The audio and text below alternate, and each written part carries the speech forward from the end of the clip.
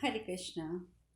भीष्म जी आगे कहते हैं, कुंती नंदन, तत्पश्चात उन्होंने महाबली बलदेव, अति पराक्रमी प्रद्युमन, परम कांतिमान अनिरुद्ध तथा सेवकों और दासियों सहित सुंदरी उषा, इन सबको और नाना प्रकार के रत्नों को भी गरुड़ पर चढ़ाया।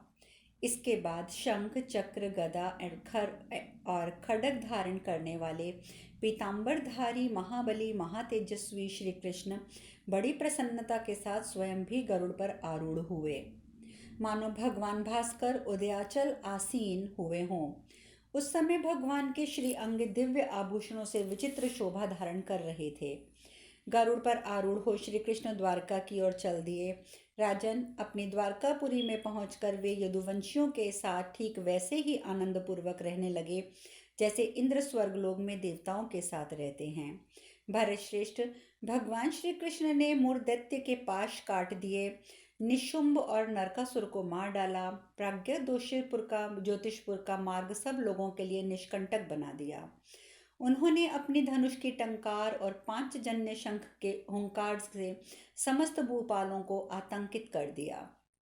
भरत कुलभूषण, भगवान केशव ने उस रुक्मी को भी भयभीत कर दिया जिसके पास मेघों की घटा समान असंख्य की सेना थी और जो दक्षिणायत सेवकों से सदा सुरक्षित रहता था। इन चक्र और गदा धारण करने वाले भगवान ने रुक्मी को हराकर सूर्य के समान तेजस्वी और मेघ के समान गंभीर घोष करने वाले रथ के साथ भोज कुलोत्पन्ना रुक्मणी का अपहरण किया, जो इस समय उनकी महारानी का पद पर प्रतिष्ठित हैं।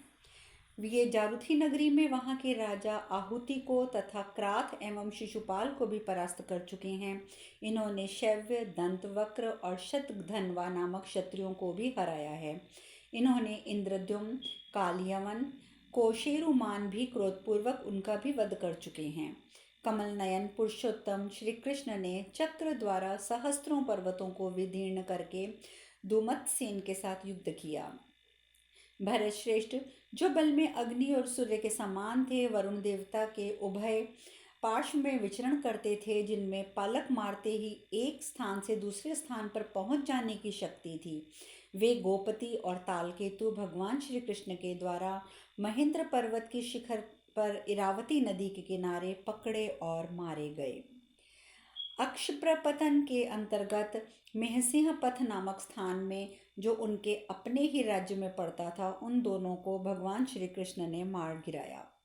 बहुतेरे असुरों से घिरे हुए पुरुषेष्ठ प्राज्ञ ज्योतिष में पहुंचकर वहां की पर्वतमाला में के लाख शिखरों पर जाकर श्री कृष्ण ने उन लोकपाल वरुण देवता पर विजय पाई, जो दूसरों के लिए दुर्घर्ष, अजय और अत्यंत तेजस्वी थे। पार्थ, यद्यपि इंद्र पारिजात के लिए द्वीप रक्षक बने हुए थे, स्वयं ही उसकी रक्षा करते थे, तथापि महाबली केशव ने उस वृक्ष का भी अपहरण कर लिया। लक्ष्मीपति जनार्दन ने पांड्य, पौंड्र, मत्स्य, कलिंग और अंग आदि देशों के समस्त राजाओं को एक साथ पराजित किया।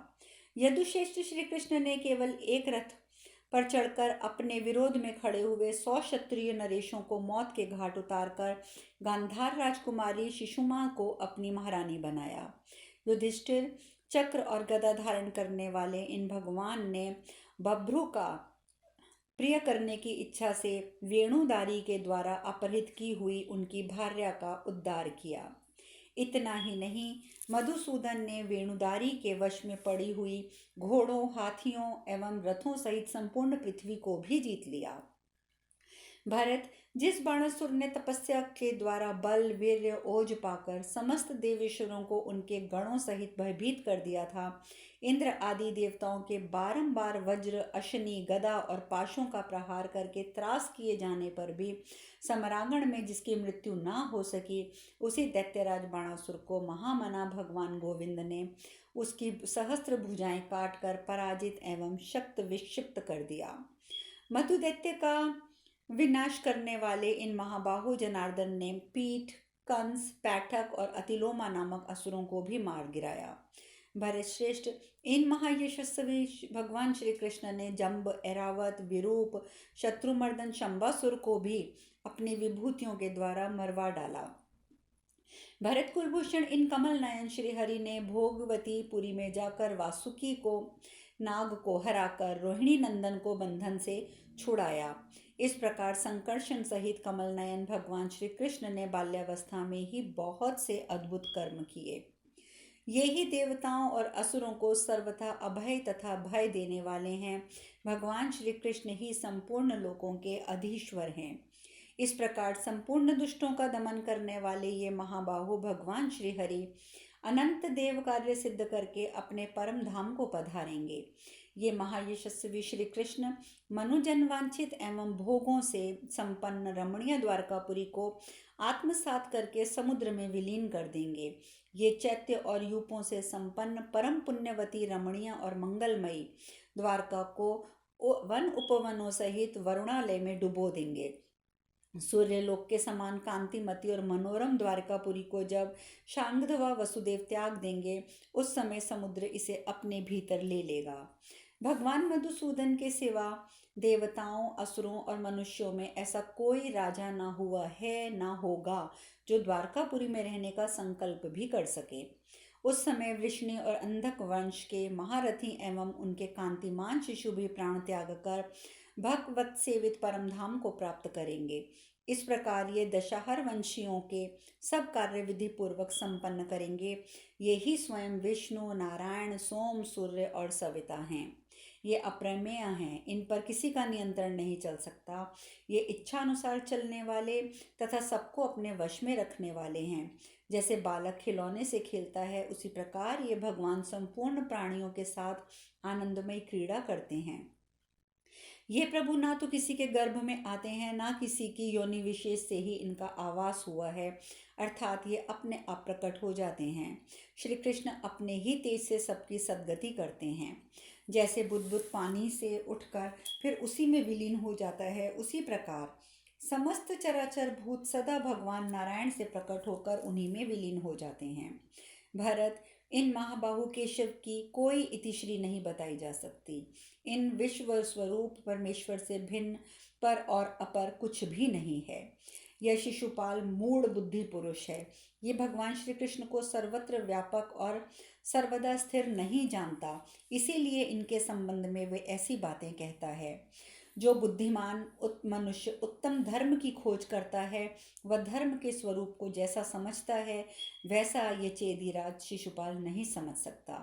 अथवा वृद्धों एवं बालकों सहित यहाँ बैठे हुए समस्त महात्मा राजाओं में ऐसा कौन है जो श्री कृष्ण को पूज्य ना मानता हो, या कौन है जो इनकी पूजा ना करता हो? यदि शिशुपाल इस पूजा को अनुचित मानता है, तो अब इस अनुचित पूजा के विषय में उसे जो उचित जान पड़ता है वो वैसा करे। इस प्रकार महाभारत सभा पर्व के अंतर्गत अधर्व विहरण पर्व में भीष्म वाक्य नामक 48वां अध्याय पूर्ण हुआ। वैशंपायन जी आगे कहते हैं, जन्मेजय ऐसा कह के महाबली भीष्म चुप हो गए। तत्पश्चात माद्री कुमार सहदेव ने शिशुपाल की बातों का मुंह तोड़ उत्तर देने के लिए ये बात सार्थक कही। वे बोले, राजाओं, केशी दैत्य का वध करने वाले अनंत पराक्रमी भगवान श्री कृष्ण की मेरे द्वारा जो पूजा की गई है, उसे आप लोगों में से जो सहन ना कर सके, उन सब बलवानों से के मस्तक पर मैंने ये पैर रख दिया है। मैंने खूब सोच समझकर ये बात कही है। जो इसका उत्तर देना चाहे वह सामने आ जाए। मेरे द्वारा यह वध के योग्य ही होगा, इसमें कोई संशय नहीं है। जो बुद्धिमान राजा हों, वे मेरे द्वारा की हुई आचार्य, पिता, गुरु, पूजनीय और अर्घ्य निवेदन के सर्वथा योग्य भगवान श्री कृष्ण की पूजा का हृदय से अनुमोदन करें। सहदेव महामनी और बलवान राजाओं के बीच खड़े होकर अपना पैर दिखाते हैं। जो भी बुद्धिमान एवं श्रेष्ठ नरेश थे, उनमें से किसी ने कुछ भी नहीं बोला। उस समय सहदेव के मस्तक पर आकाश से फूलों की वर्षा होने लगी और अदृश्य रूप से खड़े हुए देवताओं ने साधु साधु कहकर उनके सत्साहत की प्रशंसा की। तदंतर कभी पराजित न होने वाले भगवान श्री कृष्ण की महिमा के ज्ञाता, भूत, वर्तमान और भविष्य, इन तीनों बातों को बताने वाले, सब लोगों के सभी संशयों का निवारण करने वाले तथा संपूर्ण लोकों से परिचित देवर्षि नारद समस्त उपस्थित प्राणियों के बीच स्पष्ट शब्दों में बोले, जो मानव कमल नयन भगवान श्री कृष्ण की पूजा नहीं करेंगे वे जीते जी ही मृतक तुल्य समझे जाएंगे। ऐसे लोगों से कभी बातचीत नहीं करनी चाहिए। वैशंपायन जी आगे कहते हैं, जन्मेजय, वहां आए हुए ब्राह्मणों और क्षत्रियों में विशिष्ट व्यक्तियों को पहचानने वाले नरदेव सहदेव ने क्रमशः पूज्य व्यक्तियों की पूजा करके व अर्घ्य निवेदन का कार्य पूर्ण कर दिया। इस प्रकार श्री कृष्ण का पूजन संपन्न हो जाने पर शत्रु विजयी शिशुपाल ने क्रोध से अत्यंत आंखें लाल करके समस्त राजाओं से कहा, भूमिपालों, मैं सबका सेनापति बनकर खड़ा हूँ। तुम लोग किस चिंता में पड़े हो? आओ हम सब लोग युद्ध के लिए सुसज्जित हो पांडवों और यादवों की सम्मिलित सेना का सामना करने के लिए डट जाएं। इस प्रकार उन सब राजाओं को युद्ध के लिए उत्साहित करके चेदीराज ने युधिष्ठिर के यज्ञ में विघ्न डालने के उद्देश्य से राजाओं से सलाह की। शिशुपाल के इस प्रकार बुलाने पर उसके सेनापतित्व में सुनीत आदि कुछ नरेशगण चले आए। वे सब के सब अत्यंत क्रोध से भर रहे थे एवं उनके मुख की कांति बदली हुई दिखाई दे रही थी। उन सब ने ये कहा, युधिष्ठिर के अभिषेक और श्री कृष्ण की पूजा का कोई कार्य सफल न हो, हमें ऐसा प्रयत्न करना चाहिए। इस निर्णय एवं निष्कर्ष पर पहुंचकर वे सभी नरेश क्रोध से मोहित हो गए। सहदेव की बातों से अपमान का अनुभव करके अपनी शक्ति की प्रबलता का विश्वास करके राजाओं ने उपयुक्त बातें कह डाली। अपने सगे संबंधियों के मना करने पर भी उनका क्रोध से तमतमाता हुआ शरीर उन हिंसक सिंहों के समान सुशोभित हुआ जो मांस से वंचित कर दिए जाने पर दहाड़ रहे हों। राजाओं का वह समुदाय अक्षय समुद्र की भांति उमड़ रहा था, उसका कहीं अंत दिखाई नहीं देता था। सेनाएं ही उसकी अपार जलराशि थी। उसे इस प्रकार शपथ करते देख भगवान श्री कृष्ण ने यह समझ लिया कि अब ये नरेश युद्ध के लिए तैयार हैं। इस प्रकार श्री महाभारत सभा पर्व के अंतर्गत अधर्व विहरण पर्व में राजाओं के मंत्रणा विषयक 39वां अध्याय पूर्ण हुआ। वैशंपायन जी आगे कहते हैं, जन्मेजय, तदंतर प्रलयकालीन महावायु के थपेड़ों से शुद्ध एवं भयंकर महासागर की भांति राजाओं के उस समुदाय को क्रोध से चंचल हुआ देख धर्मराज युधिष्ठिर बुद्धिमानों में श्रेष्ठ और कुरुकुल के वृद्ध पितामह भीष्म जी से उसी प्रकार बोले जैसे शत्रुहंता महातेजस्वी इंद्र बृहस्पति जी से कोई बात पूछते हैं। वे बोले, पितामह, ये देखिए, राजाओं का महासमुद्र रोष से अत्यंत चंचल हो उठा है।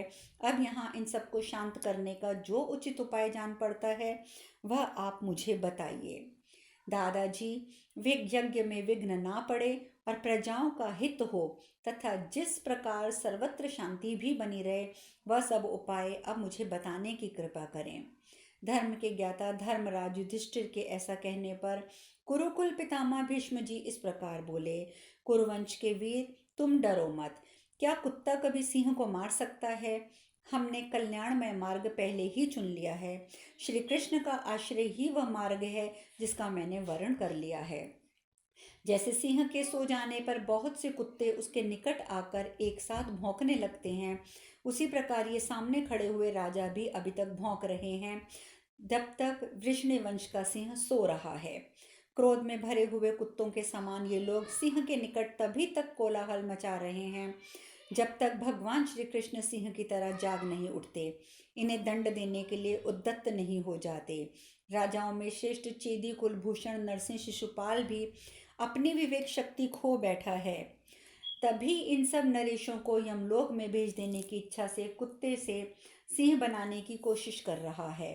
भारत, अवश्य ही भगवान श्री कृष्ण इस शिशुपाल के भीतर उनका जो तेज है उसे पुनः समेट लेना चाहते हैं। बुद्धिमानों में श्रेष्ठ कुंती नंदन युधिष्ठिर, तुम्हारा कल्याण हो। अवश्य ही इस चेदीराज शिशुपाल की तथा इन समस्त भूमिपालों की बुद्धि मारी गई है, क्योंकि नरश्रेष्ठ श्री कृष्ण जिस जिसको अपने में विलीन कर लेना चाहते हैं उस मनुष्य की बुद्धि इसी प्रकार नष्ट हो जाती है जैसे इस समय चेदीराज शिशुपाल की। युधिष्ठिर, माधव श्री कृष्ण तीनों लोकों में जो स्वेदज, अंडज, उद्दिज और जरायुज ये 4 प्रकार के प्राणी हैं, उन सब की उत्पत्ति और प्रलय के स्थान हैं। वैशंपायन जी आगे बताते हैं, जन्मेजय भीष्म की ये बातें सुनकर चेदिरा शिशुपाल उनको बड़ी कठोर बातें सुनाने लग गया। इस प्रकार महाभारत सभा पर्व के अंतर्गत शिशुपाल वध पर्व में युधिष्ठिर को आश्वासन नामक 40वां अध्याय पूर्ण हुआ। शेष कथा कल। हरे कृष्णा, हरे कृष्णा, हरे कृष्णा।